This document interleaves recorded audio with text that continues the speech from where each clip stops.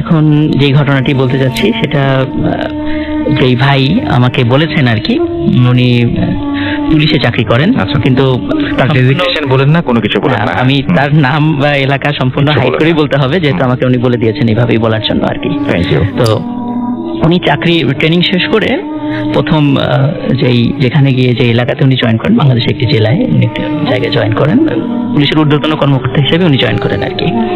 তো জয়েন করার পরে এক সপ্তাহ উনি চাকরি করার পরে হঠাৎ ওই সময় ওই বৈশাখ মাস ছিল, ঝড় বাদলের দিন। জি। তো ওই দিনের বেলা থেকেই ঝড় হচ্ছিল, সারাদিনই ঝড়, এবং ঝড়ে গাছপালা উপড়ে গেছে, বিদ্যুতের লাইন ছিঁড়ে গেছে, ইলেকট্রিসিটি নাই, কিছুই নাই এদিকে। কারণ যারা পুলিশ অফিসার মধ্যে সবসময় তো ফোন আসে, সারাক্ষণ তো ফোনে কথা বলতে হয়, ব্যাটারি চার্জও তো শেষ হয়ে যায়। তো একটা সময় দেখা গেল ওনার ব্যাটারি চার্জও শেষ হয়ে গেছে, এবং ওনার যারা আরো অফিসার ছিলেন তাদেরও একই অবস্থা ফোনের। তো কারোর সাথে ওইভাবে কন্ট্যাক্ট করা যাচ্ছে না। তো এদিকে রাতের বেলা এরকম চললো। রাতের বেলা যখন উনি ঘুমিয়ে পড়েছেন, সর্বদালের দিন তাড়াতাড়ি শুয়ে পড়েছেন, হঠাৎ রাত 11টা কি 12টার দিকে ওনার দরজায় একজন নক করছে, যে স্যার স্যার বলে দরজা নক করছে। তখন উনি চিনলেন যে গলাটা পরিচিত। একদিন দরজাটা খুললেন, দেখলেন যে ওই থানারই মালি, যিনি বাগান পরিচর্যা করেন। বললেন, স্যার আপনাকে এখনই একটা জায়গায় যেতে হবে। বলে, কোথায় যেতে হবে? একটা গ্রামের নাম বললেন। বলে, আমি তো নতুন আসছি, আমি তো এই গ্রামটা চিনি না, তুমি আমার এসআইদেরকে বলো যে ওনারা যেন ওইখানে যান। বলে, হ্যাঁ স্যার, একজন তো গেছেন, পুরো ফোর্স নিয়ে উনি সেখানে গেছেন, ওখানে একটা ডাবল মার্ডার হয়েছে, কিন্তু ওখানে আপনাকে একটু যেতে হবে পরিস্থিতি সামাল দেওয়ার জন্য। তখন উনি আবার চিন্তা করলেন যে ওনার যে ড্রাইভার, সেও ছুটি নিয়েছে, এখন ওনাকেই গাড়ি ড্রাইভ করতে যেতে হবে। এদিকে থানায় ওনার সাথে কাউকে নিয়ে যাবেন এমন অবস্থাও ছিল না ওই অবস্থায়, কারণ যেহেতু ঝড় বাদলের দিন অনেক জায়গায় ডাকাতি হওয়ার সম্ভাবনা থাকে, অনেক জায়গায় চলে গেছে আর কি। এজন্য আবার ওনাকে যেতেই হবে, যেহেতু খবর পাঠিয়েছে গুরুত্বপূর্ণ। তো উনি নিজেই ড্রাইভ করে, ওনার যে আর্মস ছিল উনি সাথে মানে গুরুত্বপূর্ণ না হলেও আমাদের মানে এই সমস্ত ক্ষেত্রে সবার আগে ওনারা এগিয়ে থাকেন সবসময়। তো উনি নিজের আর্মস নিয়ে গাড়ি নিয়ে নিজেই বের হন, কিন্তু উনি জানতেন না এলাকাটা কোথায়। মালি বলে দিয়েছে, মালিককে বলছে তুমি আসো, মালি বলছে আমিও চিনি না, সুতরাং আমাকে নিয়ে লাভ হবে না, আপনি রাস্তায় কোনো একটা লোক পেলে তাকে নিয়ে যান বা শুনতে শুনতে চলে যান। উনি চিন্তা করছে এত রাত্রে আমি লোক পাবো কোথায়, উনি ওই চিন্তা, কিন্তু তারপরও সাহস করে বেরিয়ে গেলেন, কারণ পুলিশ তো স্বাভাবিক, সাহস তো থাকতেই হবে। উনি গাড়ি নিয়ে বের হয়ে গেলেন আর কি, নিজেই ড্রাইভ করে বেরের সাথে যে প্রয়োজনে যেই আনুষঙ্গিক জিনিসপত্র আর্মস সেটা উনি নিলেন। নেওয়ার পরে হঠাৎ করে রাস্তার একটু বেশি গিয়ে, রাস্তায় কেউই ছিল না, তো হঠাৎ করে একজন মুরব্বী দেখে দাঁড়িয়ে আছে। তখন উনি গাড়ি থামিয়ে জিজ্ঞেস করলেন যে, মুরব্বী আপনি কি ওই গ্রামটা চেনেন? বলে, হ্যাঁ আমি চিনি, আমি ওর পাশেই, ওই গ্রামের পাশেই আমার বাড়ি, এরকম বললেন। তাহলে কি আপনি কি ওদিকে যাবেন? হ্যাঁ আমি ওদিকে যাবো, তাহলে আমাকে একটু ওই গ্রামটা চিনিয়ে দেন। বলে, কোনো সমস্যা নেই। তখন মুরব্বীকে গাড়ির সামনেই বসালেন, যাতে করে সহজেই দিক নির্দেশনা উনি পেতে পারেন। মুরব্বী গাড়িতে ওঠার পর বেশ গম্ভীর হয়ে বসে থাকলেন, মনে হচ্ছে যে পুলিশকে দেখে উনি পছন্দ করছেন এমন একটা অবস্থা, মুরব্বী পুলিশ পছন্দ করেন এরকম একটা অবস্থা। কিন্তু ওনার গম্ভীরতার কারণ উনি বুঝতে পারলেন না যে এত রাত্রে আমারও একটু উপকার হলো, ওনারও তো উপকার হলো, উনি গম্ভীর হয়ে বসে আছেন কেন? হঠাৎ করে ওই লোকটি কথা বলে উঠলো যে, আমি ঠিক যেভাবে গাড়ি চালাতে বলবো আপনি ওইভাবেই গাড়ি চালাবেন। কমান্ড করছে। উনি তো আরো অবাক যে কি ব্যাপার, ইনি আমাকে কমান্ড করার কি, উনি আমাকে কেন কমান্ড করছেন? তারপর কেন জানি উনি ওনাকে কিছু বলতে পারছেন না। তখন উনি বললেন, আচ্ছা ঠিক আছে, এইটুকুই বললেন, শুধু গাড়ি চালাচ্ছেন। তো পাকা রাস্তা ঠিক যেখানে শেষ হয়ে গেছে বেশ অনেক দূর যাওয়ার পরে, তখন হঠাৎ করে দেখে যে রাস্তাটা মাটির, সামনে মাটির, বৃষ্টি টিষ্টি হওয়ার কারণে কাদাও হয়ে গেছে, তো রাস্তাটা দুদিকে চলে গেছে, ডান দিকে বা দিকে। তখন ঠিক ওই মোড়েই একটা লোক দাঁড়ানো, 40-45 বছর বয়সে একটা লোক দাঁড়ানো, কালো মতো, উনি যে গাড়ির লাইটের আলোতে ঠিক যেভাবে দেখেছেন আর কি, খোঁচা খোঁচা দাঁড়িয়ে এরকম দেখেছেন। তো ওনাকে আবার বলছেন, কারণ ওই মুরব্বীর প্রতি উনি একটু নাখোশ, এইভাবে কমান্ড করছেন। ওই লোকটাকে জিজ্ঞেস করছে, এই ভাই ওই গ্রামটা কোন দিকে? তখন ওই লোকটা বললো যে এই যে বা দিকে চলে যান গাড়ি নিয়ে। এটা বলেই ওই লোকটা ওখান থেকে সরে চলে গেছে।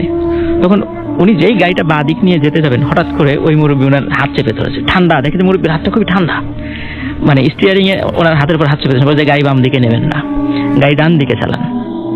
তখন উনি বেশ মানে যেহেতু রাগের স্বরে উনি ওই মুরব্বী বললেন, দেখে গাড়ি ডান দিকে চালান। উনিও কেন জানি তখন আর কোনো উচ্চ করতে পারলেন না, উনি ডান দিকেই গাড়ি চালালেন।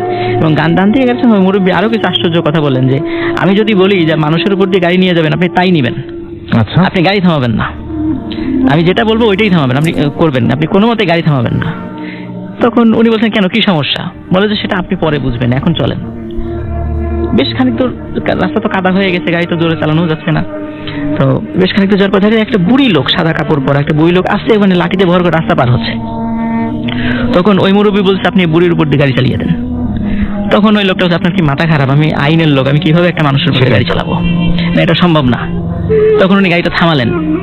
তখন দেখলেন বুড়ি কোনো মানে একটা গাড়ি যে সামনে দাঁড়ালো, সামনে লাইট জ্বলছে, বুড়ির কোনো ভ্রুক্ষেপ নাই। বুড়ি রাস্তাটা পার হয়ে ঠিক রাস্তার নিচ দিয়ে ওই মাঠের ভিতরে চলে গেলেন। অবাক কাণ্ড, মাঠে কিছু দেখা যাচ্ছে না, ধান খেতে, ওদিকে উনি কেন যাবেন? লোকালয় নাই। পুলিশ অফিসার অবাক হলেন। তখন উনি মানে একটু মানে সন্দেহ করলেন যে আসলে ঘটনাটা কি। তখন আবার উনি গাড়ি চালানো শুরু করলেন। বেশ আরো খানিক দূর আগানোর পরে হঠাৎ করে দেখেন বড় আকৃতির একটা কুকুর, অস্বাভাবিক রকমের বড়, পুরা রাস্তা জুড়ে শুয়ে আছে, মনে হয় যে সামনে যেতে দেবে না। তখন ওই মুরব্বী বললেন যে আপনি এই কুকুরটার উপর দিয়ে গাড়ি চালিয়ে দেন, এখন আর থামবেন না।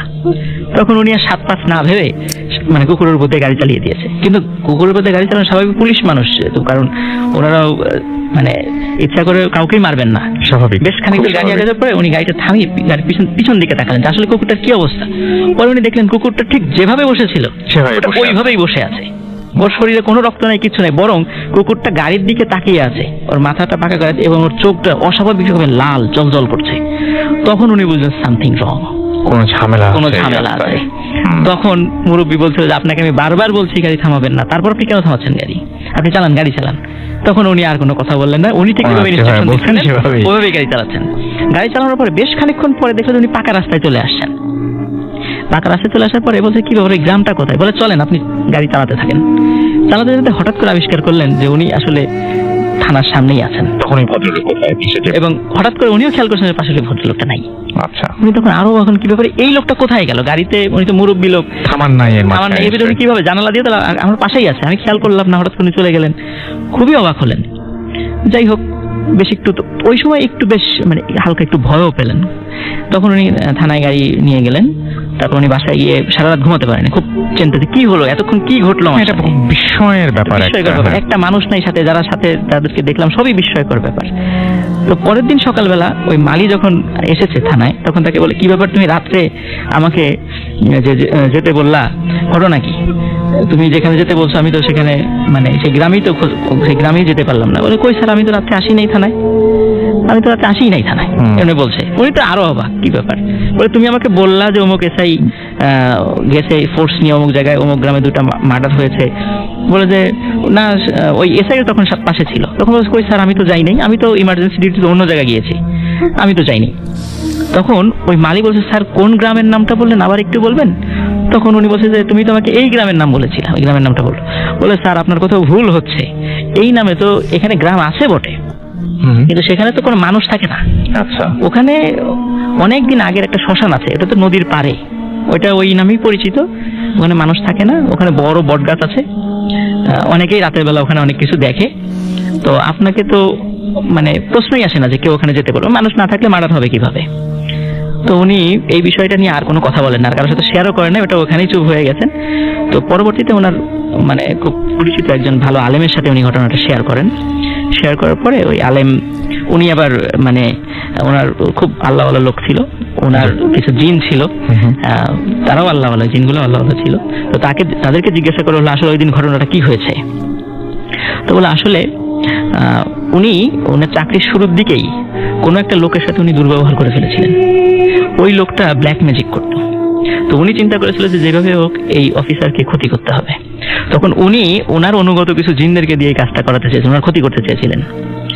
এবং মানে ওই সময় যে মুরব্বীটা ছিল ওইটা একটা ভালো জিন ছিল, এবং ওই থানার পাশে যে মসজিদ ছিল, একটা মাদ্রাসা ছিল, তখন ওই জিনটাও ওইখানে মানুষের বেশি সালাত আদায় করতো। এবং ওই পুলিশ অফিসার থানার ভিতরে মসজিদ না থাকার কারণে উনি ওই মসজিদে যেহেতু নামাজ পড়তো, তখন মানুষের সাথে ওনার একটা ভালো, ওই 7-8 দিনই ভালো একটা সম্পর্ক সৃষ্টি হয়ে গেছিল।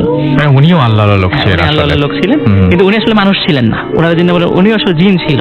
আচ্ছা। তো উনি ওনাকে সেভ করেছে ওই জায়গাতে। সেকেন্ড ঘটনাটি আমি কয়েকদিন আগে একজনের কাছ থেকে শুনতে পাই আর কি, ময়মনসিংহের একটি ঘটনা। ইসমত আলী নামের একটি লোকের ঘটনা আর কি। তো সবাইকে আসসালামু আলাইকুম। শুরু করছি আমার প্রথম ঘটনা, যদিও আমার ইচ্ছা ছিল এটা রাসেল ভাই সেকেন্ডলি বলার। আচ্ছা, আমার কাছে মনে হয় যে আমরা ভয়ঙ্কর দিয়ে শুরু করি, পরেরটা একটু অদ্ভুত কিন্তু এটা বেশি ভয়ঙ্কর। আচ্ছা ঠিক আছে ওকে। ইসমাত আলী যে লোকটি ছিলেন, ওই ময়মনসিংহ, আমি এলাকাটির নাম বলবো না, তো আমরা মোটামুটি সবাই জানি যে ময়মনসিংহ এরিয়া খুব আগে এরকম ডাকাতি হতো, বেওয়ারিশ লাশটা সবকিছু এই ময়মনসিংহ একটা জায়গায় পাওয়া যেত, তো সবাই অনেকেই খুব ভালো করে জানেন। তো সেইখানকারই এক ভদ্রলোক আর কি, উনি এক মসজিদের মুয়াজ্জিন ছিলেন, ইসমাত আলী। তো তিনি আপনার ওই এলাকার আশেপাশের 2-3 গ্রামের খুব পরিচিত একজন মানুষ ছিলেন। তিনি লাশ ধোয়াতে পারতেন খুব সুন্দর করে, লাশের ধোয়ানো থেকে শুরু করে লাশের কাফন কাপড় পরানো পর্যন্ত, জানাজা দেওয়া পর্যন্ত, কবরস্থ করা পর্যন্ত অনেকেই তাকে নিয়ে যেত আর কি। সবাই তাকে খুব পছন্দ করতো, মানুষ হিসেবে খুব ভালো একজন মানুষ। তো এবং মানে গ্রামের বাড়িতে বিচার আচার করার জন্য মাঝে মধ্যে তাকে ডাকা হতো, ওই সালিশে বৈঠকে তাকে ডাকা হতো। তো ঘটনা ঘটে তো রাসেল ভাই অনেকদিন আগের ঘটনা, 95-96 সালে, তার বলতে আমি সালটা ঠিক মনে নাই। তো তার পরিবার থাকতো ঝিনাইদহতে এবং সে থাকতো একা ময়মনসিংহে, এবং ওইখানকার একজন লোক তাকে একটি ঘর করে দেয় থাকবার জন্য, একটি রুম।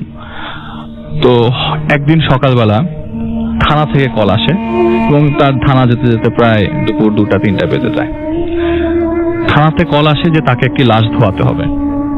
থানায় যাওয়ার পরে তিনি যখন ওসির রুমে গেলেন, ওসি যখন বললেন যে তোমাকে এই লাশটা ধোয়াতে হবে, তো ওখান থেকে রাসেল ভাই মানে দুর্গন্ধ, মানে কটকটা দুর্গন্ধ, তখনই বুঝতে পারছেন যে লাশটার অবস্থা খুব একটা, মানে লাশটা বাইরেই রাখা ছিল থানার বাইরে, এবং সেটা একটা বেওয়ারিশ লাশ ছিল, কোনো ক্লেইমড লাশ না আর কি। তো তার কথা হচ্ছে যে লাশের যে এত গন্ধ আমি ওই ওসি রুম থেকেই পাচ্ছি, এত দুর্গন্ধ।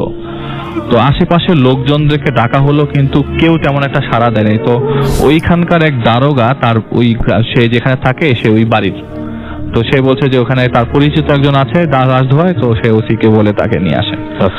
তো যেহেতু ক্লেইমড অবস্থা নাই, পোস্টমর্টেম শেষ করার পর লাশটাকে ধোয়ানোর জন্য তাকে হস্তান্তর করা হয়। তো থানার পেছনে একটি জায়গাতে সুন্দর করে কাপড় দিয়ে লাশটাকে ধোয়ানোর জন্য তাকে রেসপন্সিবিলিটি দেওয়া হয়। তো চারিপাশে কাপড় লাগানোর পর সে যখন তার প্রথম প্রসিডিউরে গেল, যে কাপড় মানে লাশটা ছিল একটা বস্তার মধ্যে, রাসেল ভাই বস্তা থেকে সরানোর পরে লাশের অবস্থা যেটা হচ্ছে একদম বিভৎস, চেহারা সুরত কিছুই বোঝা যাচ্ছে না। তো তাকে ইসলামের রীতি অনুযায়ী আপনার লাশটাকে ধোয়াতে হবে, তো পৌর কবরস্থানে কবরস্থ করাবে এরকম প্ল্যান হয়ে যায়। তো তাকে একজন অ্যাসিস্ট্যান্ট দেওয়া হয় লাশটাকে ধোয়ানোর জন্য, কিন্তু রাসেল ভাই সেই অ্যাসিস্ট্যান্টও সামনে আসতে পারতেছে না, লাশটার এত দুর্গন্ধ, এবং সে মুখের মধ্যে কাপড় পেঁচানোর পরও লাশের দুর্গন্ধ যাচ্ছে না, এরকম অবস্থা। তো সে কোনো রকম লাশের গায়ে মানে শরীরে হাত দিয়ে গোসল করাতে যাবে, এমন সময় যখনই হাত মানে কোনো কিছু ধরে সেসব বডি পার্টস গুলা খুলে আসতেছে, এরকম অবস্থা। সে হাত ধরতে যায়, হাত খুলে আসছে, মানে মোটামুটি বলা যেতে পারে একটা গলিত লাশ, একদম গলিত লাশ, মানে ওই টাচ করা যাচ্ছে না এরকম কিছু একটা। তো লাশটাকে সে গোসল করায়, গোসল করানোর পরে লাশটার কাফনের কাপড় পরানো হয়। তো কাফনের কাপড় পরানোর পরে পায়ে গিট দেওয়া হয়, মাথায় গিট দেওয়া হয়। কিছুক্ষণ পর আর গিটটা থাকে না, গিটটা অটোমেটিক খুলে যাচ্ছে, একটা নিথর একা গিট খুলে যাচ্ছে, মাথার গিটটা। হঠাৎ করে এরকম গিট খুলে যাওয়া তার কাছে অসম্ভবই মনে থাকে, এটা তো অসম্ভব, একটা নিথর দেহ আপনি যদি পলিথিনের মধ্যে যদি কিছু জিনিস অল্প একটু কিছু জিনিস ঢুকানোর পর গিট দেন, সেটা দেখবেন যে নর্মালি ওই গিটের মতোই আছে। হঠাৎ করে গিটটা তার সামনে দিয়ে পুরপুর করে খুলে যাচ্ছে, আমারও গিট দেয়, আবারও খুলে। এতদিনের অভিজ্ঞতা রাসেল ভাই সব ফিকে হয়ে গেল যে আসলে গিটটা তো হলে কেন গিটটা আমার সামনে ফটফট করে খুলে যাচ্ছে কেন। তো দীর্ঘক্ষণ চেষ্টা করবার পর সে যে হার মেনে যায় যে এইভাবেই এখনকার লাশের দুর্গন্ধে থাকা যাচ্ছে না, এটাকে কবরস্থই করতে যাচ্ছে না, ওখানে এরকম একটা থাকতেই পারছে না। তো ওই ওসিকে তো দেখাতে হচ্ছে লাশটা, তো ওসি বলতেছে যে এই লাশের গিট কোথায়? তো সে বলে যে লাশের গিট আমি দিয়ে রাখতে পারতেছি না। তো ওসির মাথার মধ্যে এটা খেলে না, লাশের গিট দিতে পারতেছে না, কি ধরে যাওয়ার কি আছে, কেন ফুলবে? হ্যাঁ। তো ডেড বডি আপনার পৌর কবরস্থান পর্যন্ত নেওয়ার পর ওখানে যখন লাশটাকে নামানো হয় কবরস্থানের পাশে, আগেই ওনারা ব্যবস্থা করে রাখে কবর টবর খুঁড়ে, দেখে যে স্যার রাসেল ভাই লাশের মানে লাশের উপর থেকে কাপড় টাপড় সব খুলে একদম একাকার অবস্থা। আচ্ছা, এমনও না যে লাশ তো আর নিজে খুলবে না, পুরো কাপড় টাপড় খুলে একাকার অবস্থা এবং সবকিছু খুলে পড়ে আছে, হাত পা এরকম মানে আলাদা আলাদা হয়ে আছে। তো তাকে তো কবরস্থ করতেই হবে, তো সে মনে করেন বেঁধে পুরো ডেড বডিটাকে বেঁধে কবরের মধ্যে নামিয়ে সবকিছু শেষ করে কবরস্থ করে দোয়া পড়ে মাগরিবের নামাজটা ওই কবরস্থানের মসজিদে পড়ে বাড়ির দিকে রওনা হয়।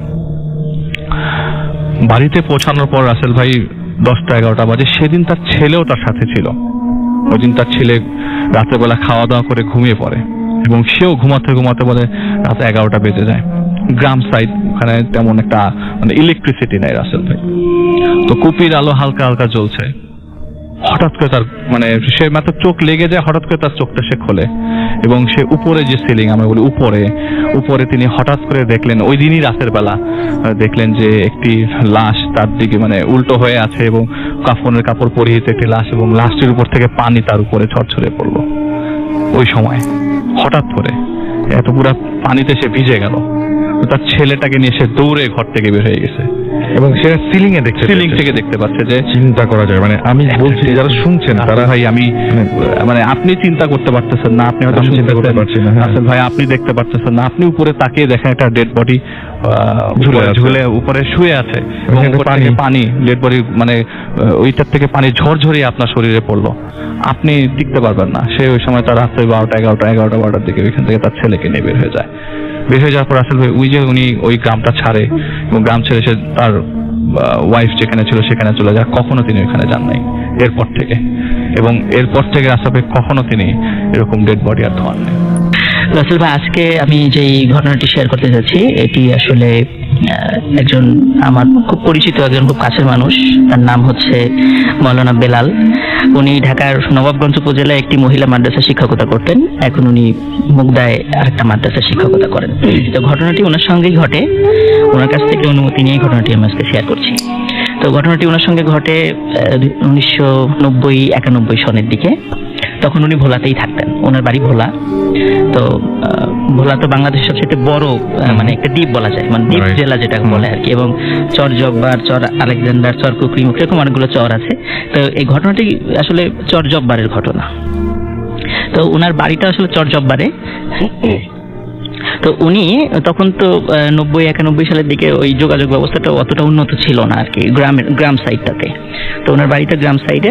তো উনি ওনার কোনো এক আত্মীয়র বাসায় মানে বিয়ে খেতে যাবেন, গ্রামে আত্মীয় সে বিয়ে খেতে যাবেন। তো এই উদ্দেশ্যে উনি বাড়ি থেকে বের হন এবং ওনার ইচ্ছা ছিল সন্ধ্যার আগেই বাড়িতে ব্যাক করবেন, কারণ ওনার বাসা থেকে ওই গ্রামে যেতে মাঝখানে একটি জঙ্গলের মতো একটা এলাকা পড়ে।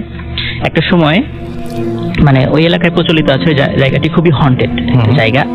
তো উনি যখন এখন অবশ্য ওই সময়ই মানে ওই জঙ্গলের কিছু অংশ সাফ করে কিছু লোক ওখানে বসতি স্থাপন করে, সালাত আদায় করার জন্য ওখানে একটা মসজিদ স্থাপন করে। কিন্তু মসজিদের একটা বিষয় বলে নেওয়া ভালো, সেটা হচ্ছে যে জায়গাটি হন্টেড হওয়ার কারণে মসজিদের যিনি ইমাম সাহেব, উনি দেখা যাচ্ছে ওনার 2 সন্তানকে নিয়ে উনি আসরের সালাত পড়াতে এসে উনি আর বাসায় যান না। উনি একবারে মাগরিবের সালাত পড়ান, একবারে এশার নামাজও পড়িয়ে ওনার 2 সন্তানকে নিয়ে তখন উনি বাড়িতে যান। আবার ফজরের সময় যখন উনি আসেন তখন ওনার 2 সন্তানকে নিয়ে আসেন, কারণ ওই জায়গাটা খুবই হন্টেড ছিল। তো যখন ওই বেলাল হুজুর যখন উনি বিয়ে খেয়ে মানে আসবেন তখন আসলে অনেক দেরি হয়ে যায়, তখন বৈশাখ মাস এরকম সময় ছিল, ঝড় বাদলের সময় ছিল আর কি। তখন উনি যখন আসবেন আস্তে আস্তে বেশ দেরি হয়ে যায়, মানে ফিরতে অনেক দেরি হয়ে যায়। এবং ঠিক ওই সময় যখন মানে তখন হয়তো বা এশার সালাত মানে এশার পর সময় হয়ে গেছে এরকম আর কি, যখন ওই জঙ্গলের মধ্যে আসতেছিলেন হঠাৎ করে ওই সময় ঝড় শুরু হয়ে যায়। ঝড় শুরু হলে উনি জানতেন যে ওই পাশে একটা মসজিদ আছে, কিন্তু ওনার কাছে কোনো লাইট ছিল না, ওই বিদ্যুতের ঝলকানিতেই যতটুকু দেখা যায় ওইভাবে দেখে উনি মসজিদের কাছে যান এবং মসজিদের মধ্যে ঢোকেন। কিন্তু ওনার হাতে কোনো লাইট না থাকায় ওই মসজিদের মধ্যেই হাতে ম্যাচ এবং মোমবাতি বের করে দরজা জানালা খুব ভালো মতো লাগিয়ে মোমবাতি জ্বালিয়ে উনি মসজিদে বসে কোরআন তেলাওয়াত করতে থাকেন। তো ওনার ইচ্ছা ছিল যে যখন ঝড় শেষ হয়ে যাবে তখন উনি বের হয়ে চলে যাবেন। তো কিছুক্ষণ পর ঝড় শেষ হয়ে যায়, উনি বের হবেন, হঠাৎ করে উনি ফিল করেন যে মসজিদের বাইরে মনে হয় কেউ হাঁটাহাঁটি করছে। উনি তো জানতেন যে খোদ ইমাম সাহেবই এসার পরে ওনার 2 ছেলেকে নিয়ে আসেন, উনি থাকেন না, উনি এত ভয় পান, এখন এইখানে কে আসবে। তখন উনি ভিতর থেকে প্রশ্ন করলেন যে বাইরে কে, এরকম কয়েকবার প্রশ্ন করার পরে বাইরের থেকে উত্তর আসলো যে তুই বাইরে আয়। তখন উনি বুঝলেন যে কি ব্যাপার, এভাবে আমার সাথে তুই করে কথা বলছে, নিশ্চয়ই বিষয়টা স্বাভাবিক না, বিষয়টা অস্বাভাবিক। তখন উনি খুব ভয় পেলেন, উনি কোনো কথা না বলে আবার কোরআন তেলাওয়াত করতে বসে গেলেন। কিন্তু এদিকে রাসূল একটা ঘটনা হয় যে এই দীর্ঘ সময়ে এই মোমবাতি আবার শেষ হয়ে যায়, তখন মসজিদটাই পুরো অন্ধকার হয়ে যায়। উনি যে দেখে কোরআন শরীফ পড়বেন মানে এই অবস্থা ছিল না। তখন উনি এমনিতে দোয়া কালামগুলো পড়তেন, সেগুলো উনি পড়তে থাকলেন এবং উনি ফিল করছিলেন যে মসজিদের চালের উপরে মনে হচ্ছে যে অনেকে হেঁটে বেড়াচ্ছে, কিন্তু চালের উপর যদি মানুষ হেঁটে বেড়ায় তখন দেখা যাবে যে চাল নড়ছে বা চাল দেবে যাচ্ছে পায়ের এসে মানে চাপে, কিন্তু এরকম কিছু হচ্ছিল না, কিন্তু মনে হচ্ছে চালের উপর দিয়ে অনেকে হেঁটে বেড়াচ্ছে, এরকম একটা অবস্থা। এবং আবার পরে শুনছে যে বাইরে বাঘ সিংহ এরকম গর্জন করছে, খুব ভয়ঙ্কর মানে গর্জন করছে। এই ঘটনাটা এটা থেমে যাওয়ার পরে আবার দেখা যাচ্ছে ওনার দাদা বা ওনার নানি যারা মানে মারা গেছেন, ইনাদের কণ্ঠে বাইরের থেকে ওনাকে ডাকছে যে বেলাল বাইরে আয়, তোর সঙ্গে একটু দরকার আছে। কিন্তু মানে উনি বুঝতে পেরেছেন, মানে উনি বুঝতে পারলেন যে আসলে ঘটনাটা স্বাভাবিক না, খুবই অস্বাভাবিক একটা ঘটনা, এই মুহূর্তে আমি বাইরে গেলে হয়তো আমার আর মানে বেঁচে থাকা হবে না। তখন উনি মানে অনেক ভয় পেলেও ওই মসজিদের মধ্যেই অবস্থান করছিলেন। তো কিছুক্ষণ পরে এটা থেমে যায়, বেশ চারদিকে শান্ত পরিবেশ। তখন উনি কিন্তু ওনার হাতে ঘড়ি ছিল না, আর মসজিদেও কোনো ঘড়ি ছিল না, যেহেতু একেবারেই জঙ্গলের মধ্যে মসজিদ, তখন তা তো উন্নতও ছিল না। তো মসজিদে উনি সময়টা বুঝতে পারছিলেন না। বেশ খানিকক্ষণ পর হঠাৎ করে মনে হচ্ছে দূর থেকে ফজরের আজানের শব্দ ভেসে আসছে। তো উনি যেহেতু এক্সাক্ট টাইমটা জানতেন না, উনি মনে করেন ফজরের আজানই হবে। তো উনি চিন্তা করলেন যে এই বাজার, এই জঙ্গলের বাইরে যে বাজারটা আছে, ওই বাজার ওখানে মসজিদ আছে, সেই মসজিদের মাইক আছে, নিশ্চয়ই ওই মসজিদে আজান হচ্ছে এবং ওই আজানটাই উনি শুনছেন। তখন উনি আর 7-5 না ভেবে উনি মসজিদ থেকে বের হলেন। বের হওয়ার পর উনি কিছুই দেখছেন না। তারপরে একটু সামনে মানে অন্ধকার ছিল তখন। হ্যাঁ, তখন অন্ধকার, বাইরে বেরিয়ে দেখছেন যে অন্ধকারই আছে। হ্যাঁ। তো হঠাৎ দেখছেন যে একটি সাদা মানে জুব্বা পরা একজন লোক, ওনার পিছনের অংশটা দেখা যাচ্ছে, উনি বেশ সামনে 20-30 হাত সামনে দিয়ে হেঁটে যাচ্ছেন। তো উনি ওনাকে ডাক দিলেন, কিন্তু ওই লোক শুধুই পিছনে তাকাচ্ছে না। তখন উনি আবার পিছন থেকে সালাম দিচ্ছিলেন যাতে উনি পিছন দিকে তাকে উত্তর নেন বা এরকম কিছু হয়, কিন্তু উনি উত্তরও নিচ্ছিলেন না। তখন উনি আবার ওনাকে যে হেঁটে ধরবেন সেটাও হচ্ছে না, কারণ উনি যদি ওই বেলাল হুজুর যদি 1 কদম দেন তো দেখা যাচ্ছে উনি 4 কদম পা ফেলছেন, মানে কিছুতেই কাছে যাবেন। সবসময় 30 হাত 40 হাতের ডিফারেন্স একটা থাকছে। আবার যখন হেঁটে যাচ্ছেন তো মনে হচ্ছিল আশেপাশে যে গাছগুলো, মনে হচ্ছে কে যেন গাছের উপরে বসে এই ডালগুলো খুব ঝাঁকাচ্ছে, প্রচন্ড ভাবে ঝাঁকাচ্ছে, মানে এখনই ভেঙে পড়বে ডাল, এরকম একটা অবস্থা। কিন্তু তখন উনি খেয়াল করলেন যে উনি যখন এগিয়ে যান তখন পিছনের গাছগুলো আবার থেমে যায়, ঠিক ওনার পাশের যে গাছগুলো সে এটা অস্বাভাবিকভাবে নড়তে থাকে। ওই যে লোকটা সামনে হেঁটে যাচ্ছিল উনিও তার অনুসরণ করেন এবং উনি মনে করেন হয়তো এই লোকটা ওই বাজারের ওই মসজিদে ফজরের নামাজ পড়তে যাবেন, এই জন্য উনি বের হয়েছেন। উনি পেছনে হাঁটতে থাকেন, হাঁটতে হাঁটতে ঠিক যখন দেখা যাচ্ছে যে বাজারের আলো দেখা যাচ্ছে, মানে বিভিন্ন দোকানগুলো যে লাইটগুলো বাইরে জ্বলে সেগুলো দেখা যাচ্ছে, তো ঠিক জঙ্গলের শেষে এসে ওই লোকটি তখন হলো ঘুরে তাকান। ঘুরে তাকানোর পর উনি দেখে বিশাল মানে বড় দাড়িওয়ালা, খুব সুন্দর চেহারা, মানে অসাধারণ চেহারা, মানে এরকম চেহারা আসলে সাধারণ মানুষের হয় না বলা যায়। আচ্ছা। অসাধারণ চেহারা, যে মানুষ যে এত সুন্দর হয় এটা ওনার জানা ছিল না। তো ওই লোকটা তখন উত্তর নিলেন যে ওয়ালাইকুম আসসালাম বলে, তখন উনি উত্তর নিলেন। তখন উত্তর নেওয়ার পরে বললেন যে তুমি কি মানে এত রাত্রে তুমি এখানে কি করছো? তুমি কি জানতে না যে এই জায়গাটা খারাপ? তুমি এত রাত্রে এখানে কেন আছো? তখন উনি আসলে কোনো উত্তর দিতে পারছিলেন, উনি একেবারে স্তম্ভিত হয়েছেন যে হঠাৎ করে আমাকে এই ধরনের প্রশ্ন করছে, এবং ওনার এত সুন্দর চেহারা দেখে উনি মানে রীতিমতো হতবাক হয়ে গেছে, ওনার মানে আর কোনো ভাষা ছিল না। তখন উনি বলছে তোমার পিছন দিকে তাকিয়ে দেখো তো একটু। তখন উনি পিছন দিকে তাকিয়ে দেখছেন যে বিশাল আকৃতির বাঘ, সিংহ এবং বড় বড় মানে দানবের মতো কিছু মানুষ দাঁড়িয়েছে, আবছা দেখা যাচ্ছে। তখন বললেন যে ভবিষ্যতে এখানে আর কখনো রাতের বেলা অবস্থান করবা না, যত কিছুই হোক তুমি এখানে কখনোই থাকবা না। এটা বলার পর হঠাৎ করে অদৃশ্য হয়ে গেলেন। উনি এইটা দেখে আরো ভয় পেলেন। তারপর একটু বুঝতে পারলেন যে যিনি এখানে এসেছিলেন উনি আসলে খুবই ভালো একজন, ওনাকে সেভ করার জন্য এসেছিলেন। পরে উনি যখন মসজিদে, ওই বাজারের মসজিদে গেলেন তখন দেখেন যে মসজিদে তালা মারা, অবাক কাণ্ড, আজান হয়েছে, মসজিদ তালা মারা। অনেকক্ষণ অবস্থান করার পরে তখন ইমাম সাহেব এসেছে, মুয়াজ্জিন এসেছে, মুয়াজ্জিন আজান দেওয়ার জন্য এসেছে। উনি আবার মুয়াজ্জিনকে জিজ্ঞেস করছেন যে আপনি এত দেরিতে মানে এসেছেন কেন, আজান দিয়ে কোথায় চলে গেছিলেন মসজিদ তালা মেরে? বলে কই আমি তো আজান দেই নাই, আর আজানের তো এখনো সময়ই হয় না, এখনো 1 ঘন্টা বাকি, আমি তো আগে এসেছি তাহাজ্জুদের সালাত আদায় করার জন্য, এখনো অনেক দেরি, আপনি কোথায় আজানের শব্দ শুনলেন? তখন উনি তো আরো ভয় পেলেন। পরে সব খুলে বললেন যে আমি তো এরকম আটকা পড়েছিলাম, তো এই ঘটনা ঘটেছে। তখন উপস্থিত সবাই, ওখানে অনেক মুরব্বীরা ছিলেন, ওরা বললেন যে আসলে ওই জায়গাটা খুবই হন্টেড ছিল এক সময়, বিভিন্ন কারণে, সে কারণগুলো এখন বলতে পারছি না, তো হন্টেড ছিল। তো এই কারণে আমরা কেউ ওখানে যাইও না, এরকম অনেকেই এরকম অনেক কিছু দেখে। তো তোমার তো খুবই সৌভাগ্য যে তুমি ওখান থেকে বেঁচে ফিরেছো। এমনকি রাসেল ভাই ওই মসজিদে নাকি এখনো, মানে এই যে তাবলিগ জামাতের লোকরা তো অনেক মসজিদগুলোতে থাকে, ওখানে নাকি তাবলিগ জামাতের লোকরাও এখনো যায় না, মানে ওখান থেকে নিষেধ করে দেয়, হ্যাঁ মার্কাজ মসজিদ থেকে আপনারা ওই জায়গাটায় মানে যাবেন না, ওটা নিরাপত্তার কারণে ওটা যাবেন না, এই জন্য ওখানে এখন পর্যন্ত। তার মানে ওই জায়গাটাতে আসলে ঝামেলা আছে, এবং ওই জায়গাটাতে এখনো ওই জায়গাটা এখনো জঙ্গল আছে, এখনো পর্যন্ত জঙ্গল আমি শুনেছি আর কি। রাসেল ভাই, এইটা হচ্ছে মনে করেন আমি এতদিন পর্যন্ত যেসব ঘটনা বলেছি, আমি এই ঘটনাটা আমার কাছে সবচেয়ে বেশি অদ্ভুত লেগেছে আর কি, কারণ মানুষের চোখের সামনে দেখা, কারোর জীবনটাকে চেঞ্জ করে দেওয়ার মতো ঘটনা আর কি। তো আশিক নামে এক ভাইয়ের ঘটনা বলবো। তিনি আপনার গ্রাম থেকে ঢাকায় আসে, ঢাকার একটি গণ্যমান্য কলেজে ভর্তি হয় 1991 সালে। তো কলেজে ভর্তি হওয়ার পর 1993 সালে তার এইচএসসি দেবার কথা। তো কলেজে ভর্তি হওয়ার পর তিনি মেসে ওঠেন, এবং ওই ভর্তি হওয়ার দিন তার সাথে একজনের পরিচয় হয়। তো সেই ভাইয়ের সাথে তিনি মেসে উঠে যান। তো মেসটা ঠিক কলেজ থেকে বেশি দূরে না, খুবই কাছে, বা 10 টাকা রিক্সা ভাড়া, তখনকার 10 টাকা। তো তিনি ওই লোকের সাথে ওই বিল্ডিং এ ওঠেন, এবং বিল্ডিংটা আসলে ভাই 2 তলা।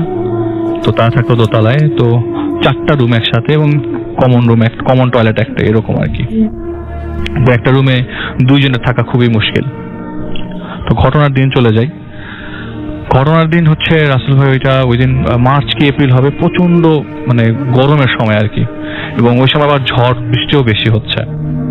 তো তার যে রুম, তার রুমটা হচ্ছে মানে স্কোয়ার রুম, তার বেডটা হচ্ছে জানালার পাশে, তার টেবিলটাও জানালার সাথেই লাগানো। তো টেবিলটা এমন হবে যে হাওয়া বাতাসটাও যেন পাওয়া যায়, পড়াশোনার সময় যেন একটা এনভায়রনমেন্ট ক্রিয়েট হয়, এরকম আর কি।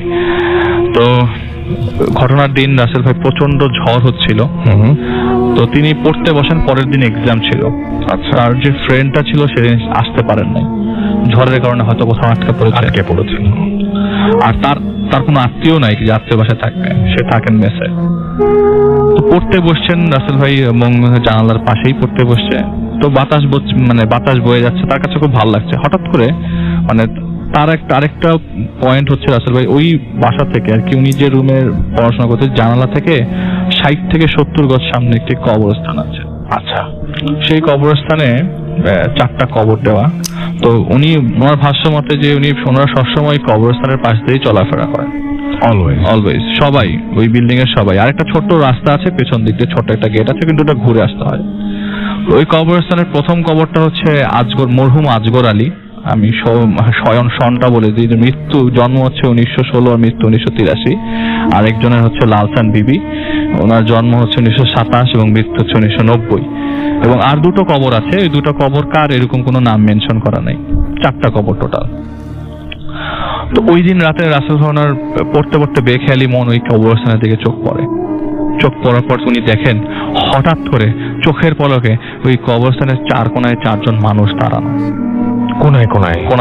এবং ওনার চোখ একদম সবার আগে পড়েছে একটা মানুষ যে কান্না করছে হুড়মুড় করে, এবং কান্নার আওয়াজটা তার কানে ভেসে আসছে। তিনি সাথে সাথে জানালা লাগিয়ে দেন, এবং সারা রাত ঝমঝম করে বৃষ্টি পড়ে, কিন্তু সে সজাগ থাকে। পরের দিন সে এক্সামটা দিতে পারে নাই, এবং পরের দিন তার ফ্রেন্ডও আসলো না। সে কলেজ থেকে এসে আবারও সেই জানালা বন্ধ করে দিল। কিন্তু রাসেল ভাই পরের দিন এতই গরম পড়ে যে জানালা খুলে তাকে পড়াশোনা করতে হয়। তিনি রাত্রেবেলা ঠিক একইভাবে রাত 9টা-10টার দিকে পড়তে পড়তে একটা সময় একঘেয়েমি চলে আসে, এবং তার কাছে মনে হয় না তাকাই কি, পড়া অবস্থায় তার কাছে এরকম মনে থাকে, ধুর তাকাই কি হবে, কিছু হবে নাই, অত কোনো লোকজন জিয়ারত করতে আসছে কবরস্থান, এটা কোনো ব্যাপার না। কিন্তু তার মনে কোয়েশ্চেন থেকেই যায়, রাত 12টা, 4 জন মানুষ সাদা কাপড় পরা কিসের জিয়ারত করতে আসছে। সে আবারও চোখ পড়ে তার কবরস্থানের দিকে। প্রথমে কিছু হয় নাই, কিন্তু হঠাৎ করে তার চোখ পড়ে যে হঠাৎ করে তার চোখের মধ্যে চলে আসে যে পুরো কবরস্থানটা রাসেল ভাই সাদা কাপড় দিয়ে ঢাকা। সে এক ফাঁকে সাহস করে সে নিচে নামে কবরস্থানের দিকে এগোতেই দেখে যে আর কোনো কিছু নাই। সে ফিরে আবার তার রুমের দিকে ব্যাক করতে আসে, এমন সময় একটা ডাক আসে, আশিক। ওই পুরো জায়গায় তার নাম যে আশিক কেউ জানতো না, তার পুরো নাম হচ্ছে তৈয়বুর রহমান। আশিক নামে তাকে কেউই জানতো না। তৈয়ব নামে অনেকে ডাকতো, কিন্তু সবাইও যে তার পরিচিত তা না, কয়েকদিন ধরেই আর আসছে। সে এক দৌড়ে রুমে চলে যায় এবং রুমের দরজা জানালা মানে সব বন্ধ করে সে শুয়ে থাকে গরমের ভেতরে। পরের দিন সকালবেলা তার ফ্রেন্ড আসে, তার ফ্রেন্ডকে সবকিছু তিনি বলেন যে এই 2 দিনে তিনি কি দেখেছেন, প্রথম দিন ঝড়ের থেকে পরের দিন পর্যন্ত। তো ফ্রেন্ড বলে, বাপ দেখো ব্যাপারটা তো অনেক ইন্টারেস্টেড, আমি খুব ইন্টারেস্টেড, আজকে রাতে দেখবো কি হয়। ওই দিন রাতের বেলা রাসেল ভাই তারা জানালা খুলে একদম ফজরের নামাজের আগ পর্যন্ত বসেছিল, কিন্তু কিচ্ছু দেখলো না, কিছু দেখতে পাইনি। অ্যাজ ইউজুয়াল 10 থেকে 12 দিন এভাবেই কেটে যায়, কিন্তু তার এই মনের অজান্তে কবরস্থানের দিকে চোখ এখনো যায় না। 12 দিন পর রাসেল ভাই তার ফ্রেন্ড তার পাশে ঘুমোচ্ছিল। ওই দিন রাতের বেলা পড়ার ফাঁকে তার অবচেতন মন আবারও ঠিক কবরস্থানের দিকে চোখ পড়ে, এবং চোখ পড়তেই তিনি দেখেন, কিছুক্ষণ ওয়েট করবার পরে দেখলো যে কবরস্থানে সেই আগের মতো 4টা মানুষ 4 কোণায় দাঁড়িয়ে আছে। এবং ওই কবরস্থানের রাস্তা, যে রাস্তা ধরে তো কবরস্থান মানে কি ওই বাসায় আসে, সেই রাস্তা ধরে পাশে একটা ডোবাও আছে, সেই রাস্তা ধরে আস্তে আস্তে করে 10 থেকে 12 জন লোক একটা লাশের খাটিয়া নিয়ে কবরস্থানের দিকে এগোচ্ছে। এগোতে এগোতে ওই কবরস্থানে ঢুকতে গিয়ে ছোট্ট একটা গেট পড়ে, ছোট্ট, খুবই ছোট্ট। ওইটা চাইলে আপনি পা দিয়ে লাফ দিয়ে মানে পা দিয়ে ক্রস করে যেতে পারেন, কিন্তু ওইটার ভিতর দিয়ে একদম অনায়াসে ঢুকে যাচ্ছে কবরস্থানের ভেতরে। এবং কবরস্থানের ভেতরে ঢোকার পর সে মানে তার মনের মধ্যে বলে, আমি এতটাই সাহস নিয়ে চেষ্টা করলাম যা যা আছে সব সামনে দেখবো আজকে। সে নিচে দৌড়ে যায় এবং এক কোণায় লুকিয়ে লুকিয়ে দেখতে থাকে মানে কি ঘটতে থাকে আসলে অ্যাকচুয়ালি, আমি দেখবো আজকে। এবং সে পৌঁছানোর পর কিন্তু কোনো কিছু ভ্যানিশ হয়ে যায় না, রাস্তায় সব চলছিল। সে দেখে যে লাশের খাটি আছে কিন্তু কোনো লাশ নাই। আশেপাশের লোকজন দাঁড়ানো, একজন একজন কবরও খুঁজছে, কবরে খবর খোঁড়ার শব্দও পাচ্ছে, মাটি উপর উঠতেছে। সে বলে যে মানে তার মনে মনে মানে ওখানে ভয়ও কাজ করতেছে, আসলে কি হচ্ছে এই আজব জিনিসটা দেখারও ইন্টারেস্ট শেষ করতে যাচ্ছিল না। হঠাৎ করে সে দেখে ওই এক বাড়ি থেকে তারই ফ্রেন্ড আস্তে আস্তে হেঁটে হেঁটে কবরস্থানের দিকে আসছে। ওই ফ্রেন্ডটা চারি পাশ মানে সারা শরীরে কাপড় জড়ানো, এবং ফ্রেন্ড এমন হেঁটে আসছে এমন ভাবে হেঁটে আসছে মানে একটা রোবট হেঁটে আসছে, এবং সে কারো কোনো কথা শুনছে না, এরকম একটা। সে দাগ দেওয়ার কোনো কিছু চিন্তা করে না, কারণ ফ্রেন্ডটা ল্যাম্প পোস্টের আলোতে যতটুকু দেখা যায়, ফ্রেন্ডটা আস্তে আস্তে এগোতে এগোতে সে কবরস্থানের ভিতরে ঢুকছে, এবং সে এত জোরে চিৎকার করছে যে বাঁচাও আমাকে বাঁচাও। এটা বলতে বলতে সে যে সেন্সলেস হয়ে যায়, এরপর তারা কিচ্ছু মনে নাই। আসলে পরের দিন সকালবেলা তার ঘুম ভাঙে এবং তাকে ওইখানে সবাই শোয়া অবস্থায় পায়। সকালবেলা তাকে রুমে নিয়ে যাওয়া হয়, নর্মাল করা হয়। তার ফ্রেন্ডরা তাকে মানে তার ফ্রেন্ড তাকে জিজ্ঞেস করে কি হয়েছে, তার ফ্রেন্ডকে সে সবকিছু বলে রাতের বেলার ঘটনা, যে আমি তোকে দেখছি। বলে ধুর বেটা বাদ দে, এগুলি তোর ভুল ধারণা, কোনো কিচ্ছু না, তুই এগুলি বিশ্বাস করিস না, এগুলি জাস্ট মনের ভুল বলে ভুলে যা। সেদিন রাসেল ভাই আপনার জুম্মা ছিল, তো সে ফ্রেন্ডের কথা শুনে তারপরেও তার মন মানতে থাকে না। একটা সময় গোসল করে জুম্মার নামাজ পড়তে বের হবে রাসেল ভাই। সে বলে যে আমি পিছনের সামনের রাস্তা দিয়ে যাবো না, কবরস্থানের সামনে দিয়ে যাবো না, আমি পিছন দিক দিয়ে যাবো। সেই পিছন দিক দিয়ে ঘুরে যে মেইন রাস্তা ক্রস করে মসজিদের দিকে যাবে। তো তার ফ্রেন্ডটা তার থেকে 2 থেকে 3 কদম এগিয়েছিল। তো সে তার ফ্রেন্ডকে ডাক দিতে যায়, এবং ওর সময় একটা ট্রাক এসে তার ফ্রেন্ডকে এত জোরে ধাক্কা দেয়, প্রায় 200 থেকে 300 ফিট দূরে সামনে তার ফ্রেন্ডটাকে ছিটকে গিয়ে পড়ে। আশেপাশের লোকজন জমে যায় এবং সে খুব অবাক হয়ে এক পলকে তাকায় থাকে, আমি কি দেখলাম, আমার সামনে আমার ফ্রেন্ডটা একদম ট্রাক বাড়ি, মানে তার আপনার সামনে আপনার একটা ফ্রেন্ড যদি এরকম অবস্থা দেখতে পান, আপনি তো দৌড়ে যাবেন, মানে ভেঙে পড়বেন, আপনি দৌড়ে যান। উনি দৌড়ে গেল, আশেপাশের লোকজনকে ভিড় ঠেলে সে সামনে গিয়ে দেখলো যে পুরো বডিটা থেতলে আছে। এবং এই ফ্রেন্ডকেই তো সে দেখেছে, এই ফ্রেন্ড গতকালকে দেখেছে সে যে কাফনের কাপড় পরে কবরস্থানে দিয়ে এগোচ্ছে, এবং সেই ফ্রেন্ডকে দেখার পরের দিন সে সত্যিই কাফনের কাপড় পরে কবরে গেল। আপনার এই থেতলানো অবস্থায় হসপিটালে নিয়ে যাওয়ার পর, ঢাকা মেডিকেল কলেজ অ্যান্ড হসপিটালে নিয়ে যাওয়ার পরে সেখানকার ডক্টর উনি তো জানে আগেই মারা গেছে, কারণ আপনার ব্রেন নাকি রাস্তার মধ্যে বের হয়েছিল একদম। তো রাসেল ভাই এইটা ওনার মানে তার আগের দিন রাতেরবেলা চাক্ষুষ যে জিনিসটা দেখলো, পরের দিন সকালবেলা তার ফ্রেন্ডকে ঠিক একইভাবে, এবং অনেক কিছুরই ব্যাখ্যা নাই। কেন কবরের কর্নারে কর্নারে লোকগুলো দাঁড়িয়েছিল, কেন পুরো কবরস্থানটা কাপড় দিয়ে ঢাকা ছিল, কোনো ব্যাখ্যা নেই আসলে। হ্যাঁ, এবং কেন একজন মানুষ যে প্রিয় বন্ধু সে জায়গাটা এখনো আছে রাসেল ভাই, আশেপাশে হয়তো বাড়িও হয়ে গেছে, হয়তো কবরস্থানের পাশে দিয়ে লোকজন যাতায়াতও করে, হয়তো কেউ সালামও দেয় না। ধন্যবাদ রাসেল ভাই। হ্যালো লিসেনার্স, আপনার এগেইন রাসেল ভাই, এখন যে এই ঘটনাটি আমি বলতে চাচ্ছি সেটা আমার এই সহপাঠীর বাবার সঙ্গে ঘটে যাওয়া ঘটনা, এবং ওদের পুরো পরিবারই ওই ঘটনার জন্য সাফারার হয়েছেন বলতে পারেন। এবং ঘটনাটি আমার কাছে খুবই মানে ভয়ের না, এটা আমার কাছে খুব দুঃখ লেগেছে আর কি, যেটা আমি শেয়ার করতে চাই। আমার ওই ফ্রেন্ডের বাবা, ওনার বিয়ের হয়তো 2 থেকে 3 বছর আগে এই ঘটনাটি ঘটে আর কি। তো ওর কাছ থেকে আমি যেভাবে শুনেছি সেভাবেই বলতে যাচ্ছি ঘটনাটি। উনি খুব সাহসী লোক ছিলেন, খুবই সাহসী লোক ছিলেন।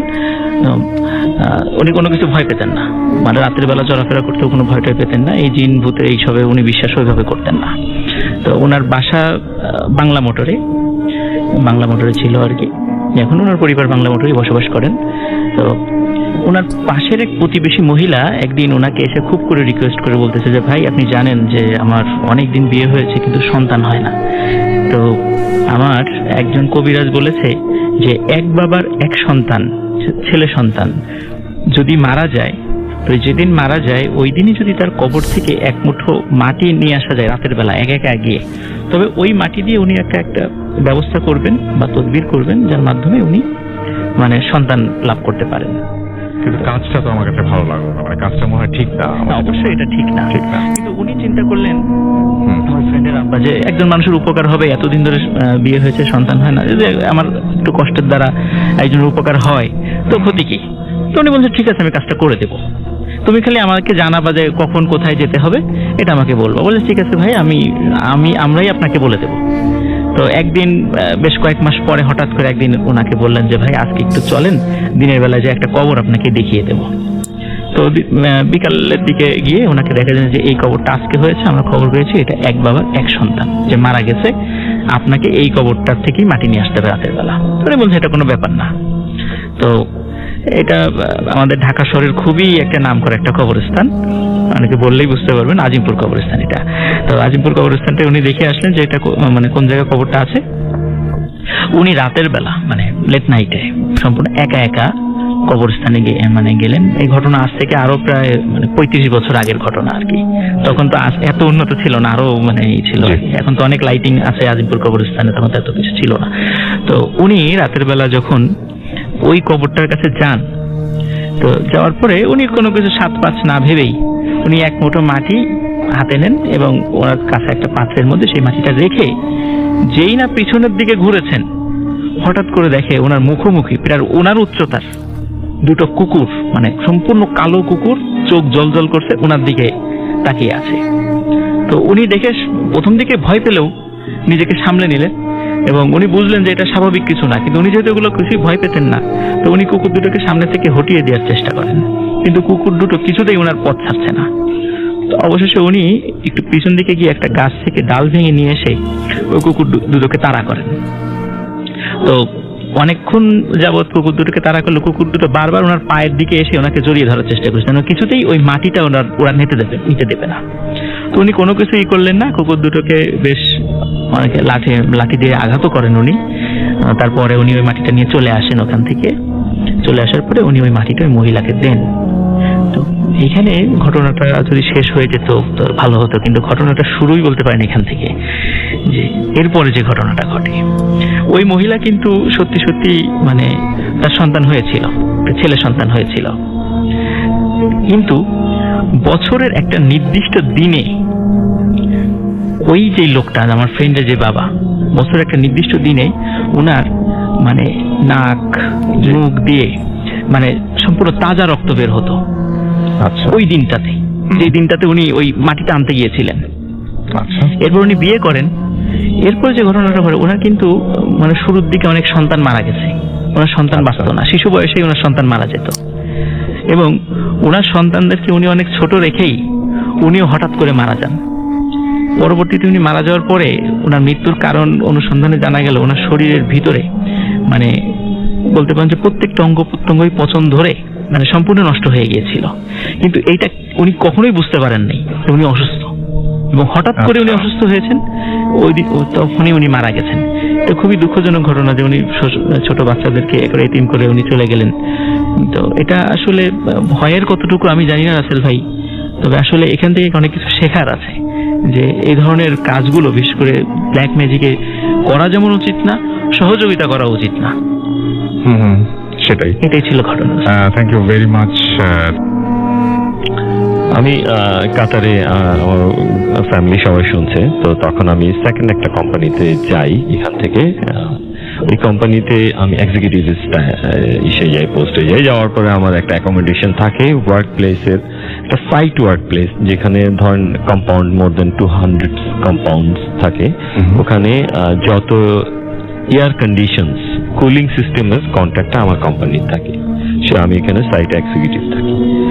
তো আমাকে যে অ্যাকোমোডেশনটা দেওয়া হয় এটা হচ্ছে একটা ডুপ্লেক্স বাসা, উপরে 3 রুম, নিচে 3 রুম। তো 3 রুম সোজা গিয়ে মাথায় গিয়ে রাইট এন্ড লেফট সাইডে 2টো রুম, আর ঢুকে গেট থেকে লেফট সাইডে যে রুমটা, ওই রুমে পরে হচ্ছে আমার বেড। তো অ্যাজ ইউজুয়ালি একটা কোম্পানিতে জয়েন করলে যে প্যাকেজটা দেওয়া হয়, আমার দেওয়া হলো, আমার বেডটা দেখিয়ে দেওয়া হলো যে এই বেডটা আমার। বেডটা ছিল, বেডটা বর্ণনাটা বলি রুমের, বিকজ আপনার ঘটনাটা আইডেন্টিফাইয়ের জন্য আপনার এইগুলো প্রয়োজন আছে। দরজা থেকে ঢুকলে যখন ঠিক স্ট্রেট যাবেন, তখন একটা খাট ওখানে, সিঙ্গেল খাট, ওখানে একজন ড্রাইভার থাকেন, একজন বয়স্ক লোক পাকিস্তানি। আর দরজা থেকে ঢুকলে রাইট সাইডে একজন ইন্ডিয়ান শিখ, যাদের মাথায় বড় বড় পাগড়ি টাইপ থাকে, নট পাগড়ি।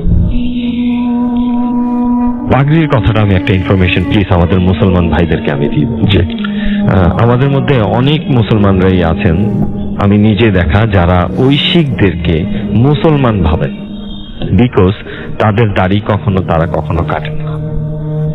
আমাদের যেমন হুজুররা 5 ওয়াক্ত নামাজ পরেজগার, ঠিক শিখরাও এরকম, যারা কখনো দাড়িতে কেচি লাগায় না, চুলে কেচি লাগায় না, তারা হচ্ছে ওদের মোল্লা। তো আমাদের অনেক মুসলমানরা এই থিংটা করে থাকেন যে এরা মুসলমান। তো প্লিজ আমি সবাইকে রিকোয়েস্ট করবো, যারা জানেন না ওনাদেরকে কখনো আপনারা মুসলমান ভাবার করেন না।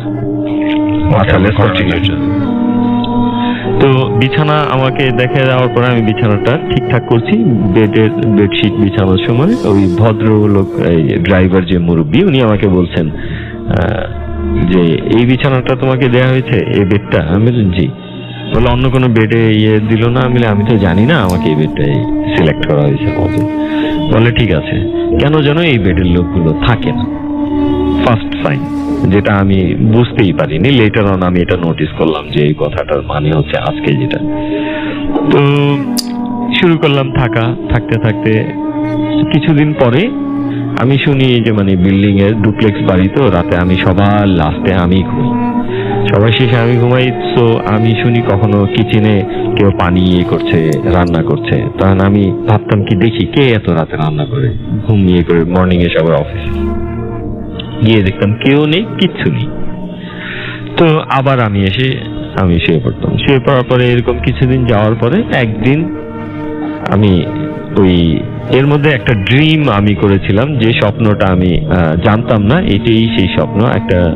ছোট একটা ঘটনা ঘটার পরে, যে ওখানে প্ল্যান্টে কিছু আমাদের ওয়ার্কার্সরা কাজ করতেন, তো ওনারা এয়ার ব্যান্ড বলে আর কি, এয়ার যেটা কানে দিয়ে প্ল্যান্টেশনের ভিতরে গিয়ে ওয়ার্কার্সরা কাজ করে। তো ওখানে গিয়ে ওরা কি করছে, সামওয়ান মেবি একটা প্যাকেট দরজার শিকের সাথে এমনি ঝুলিয়ে রেখেছে। তো আমি নতুন হিসাবে ওই 2 পিস কানের যে এটা দেখে আমার খুব ইন্টারেস্টেড, যে জিনিসটা কখনো দেখিনি, কি ব্যাপারটা দেখলাম যে পেছনে লেখা যে এটা কানে করে। তো প্যাকেটটা হাতে নিয়ে আমি যেন কেন আনমনা হয়ে আমার মনে হচ্ছে যে এই জিনিসটা তো ঘটা জিনিস, হাউ কাম ইটস রিপ্লেইং এগেন। এই বাড়ি আমি আসছি, এখানে এই এয়ারব্যান্ড গুলো আমি দেখছি, আবার আমি কাউকে জিজ্ঞেস করতেছি, মানে এটা ভাবতে ভাবতে এই যে মানে কাউকে জিজ্ঞেস করতেছি, ওই একটা লোক ঠিকই আসলে আসতেছে, সে আসবে, গেটটা খুলবেই, তখন আমি তাকে জিজ্ঞেস করবো, এটা হবে পরে। বাট এটা কিন্তু আমি ওই যে তখন ভাবতে, তখন আপনি ভেবে নিচ্ছেন, হ্যাঁ, যে এরকম তো হওয়ার কথা ছিল, এরকম তো আমি দেখছি, এখন কেউ আসবে, একজন আসবে, বলতে বলতেই একজন রিয়েলি আসছে। এর আগে আপনি এরকম গেস করতে পারতেন না কোনো সময়? হঠাৎ করে গেস করা শুরু? না, ওই আমি প্যাকেটটা হাতে নিয়ে যখন আমি দেখতেছি, যে আমি বলি এটা তো ঘটে যাওয়া একটা ঘটনা, যে এরকম একটা বাড়িতে আমি আসবো, হ্যাঁ, এরকম দরজার সাথে এটা, হ্যাঁ আছে। আমি আবার হাতে নিয়ে, বিকজ নতুন একটা জিনিস দেখলে সবাই ইন্টারেস্টেড থাকে, যে জিনিসটা কি একটু দেখি আসলে। তো ঠিক তখন দেখে আমি ওইটাকে ভাবছি যে না, এটা তো হওয়ার কথা না, এটা তো অলরেডি আমি কোনো একদিন দেখছি। তো তারপরে আমি কি করলাম যে দেখি ওই লোকটা আসলো, আসার পর আমি জিজ্ঞেস করলাম এটা কেন ইউজ করে, এটা কানে দেয় না? বলে হ্যাঁ। বলে কিসের? বলে এটা প্ল্যান্ট ইউজ করে। ওই যে জানলাম, ঘরে আসলাম, এসে ওই জিনিসটা আমার মাথা ব্যথা করছে। তো ঠিক তার কিছুদিন পরে একদিন রাতে আমি দেখি কি আমার পায়ের কাছে কেউ দাঁড়িয়ে সে আমার মুখের দিকে হাত দুটোকে একদম ঠিক আমরা যে এইভাবে থাকি, হাত দুটোকে এমন করে বুকের সাথে ধরে আমার দিকে এক দৃষ্টিতে তাকিয়ে আছে। আপনি এখন কি করছিলেন? আমি ঘুমন্ত। আপনি ঘুমন্ত আমি তখন অবস্থায়? ঘুমাচ্ছি, হুম হুম। মানে জাস্ট ঘুমাইছি বোধহয় 15 to 20 মিনিটস পরেই মানে এর মধ্যে আপনি বুঝতে পারছেন, চোখ খুলে দেখতে পাচ্ছেন নাকি চোখ বন্ধ করে? আমি চোখ খোলা, আমি দেখছি দেখছেন যে কেউ একজন দাঁড়িয়ে আছে। হ্যাঁ, কেউ দাঁড়িয়ে আছে। তো আমি ভাবছি কি যে ওই ইন্ডিয়ান লোকটা সম্ভবত আমার সাথে দুষ্টমি করছে। আচ্ছা। আমার দিকে তাকিয়েছে, মানে আমাকে ভয় দেখাবে হয়তো বা, কারণ তার আগে পাকিস্তানি লোকটা বললো কেন যেন এখানে থাকে না। আবার অনেকে আমাকে হেড অফিস থেকে বলেছে যে পলিসি করে, হ্যাঁ আপনি আপনার এটা করে নিবেন, কারণ এখানে কেউ কারো সবাই চায় নিজে আপগ্রেড হইতে, তো আপনি আপনারটা খেয়াল রাখবেন। আমাকে এটা ম্যানেজারই বলে দিচ্ছে। তো আমি ভাবলাম হয়তো তারই একটা পার্ট হতে পারে আমাকে এখান থেকে সরিয়ে যাওয়া। তো আমি উঠে যাব, মানে গিয়ে আর কি তার মুখে আমি আসলে এমন একটা পোজ নিচ্ছিলাম যে আমি উঠে তার চেহারার দিকে ফেস টু ফেস তাকে আমি কথা বলবো। তো আমি উঠতে পারছি না। তো উঠতে না পারলেই যখনই আমি কোনো একটা বিপদে পড়ি বা যদি মনে হয় এখানে আশেপাশে, যেমন আপনার বিল্ডিং এ ওঠার সময় 8th floor is too high walking distance, so উঠছিলাম আর আমি ভয় পাচ্ছিলাম, তখনই আমার একটাই অস্ত্র, আয়াতুল কুরসি। আয়াতুল কুরসির যে অনেক বড় শক্তি, আসলে এটা আমি খুব পেয়েছি, বিকজ বোবার সাথে ফাইট করতে হলে আয়াতুল কুরসি হচ্ছে সবচেয়ে বড় বই। যাই হোক, সেদিন কি হলো তারপরে?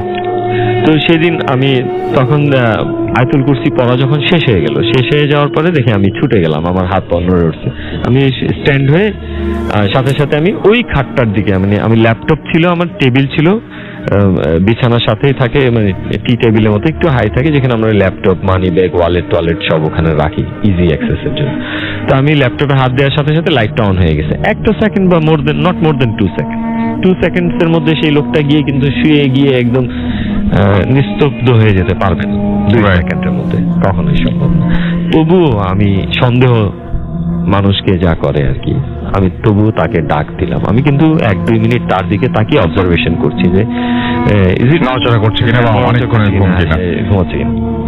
তো আমি কি করলাম যে না, তার তবুও আমি মন মানলো না, তাকে ডাক দিলাম। আমি বললাম যে এক্সকিউজ মি, বাংলাই বলি, যে আপনি কেন এরকম করে দাঁড়িয়ে আমার পায়ের সামনে আমার দিকে এইভাবে তাকিয়ে? কারণ তাকে দেখতে একটু বিভৎস দেখা যায়।